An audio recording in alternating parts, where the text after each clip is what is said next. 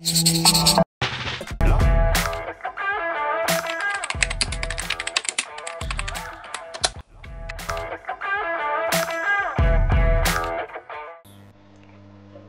qu'on peut faire pour que les artistes soient reconnus à l'étranger?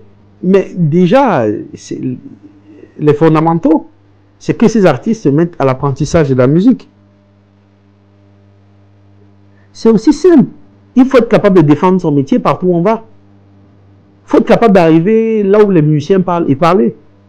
Mais si tu ne peux pas parler là où les musiciens parlent, parce que tu as eu 1 million de vues, non, c'est pas intéressant. Ça, c'est d'un. De deux, l'industrie de la musique ne fonctionne pas comme il faut. On ne peut pas vendre 1 million de disques au Cameroun, c'est pas possible.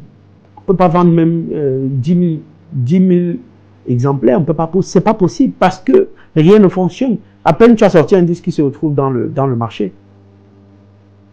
Par contre, les pays dont on parle, ils ont réussi quand même à valoriser ce côté au moins industriel, c'est-à-dire que tu entendras un Nigérian dire qu'il a vendu 1 million de disques, c'est possible.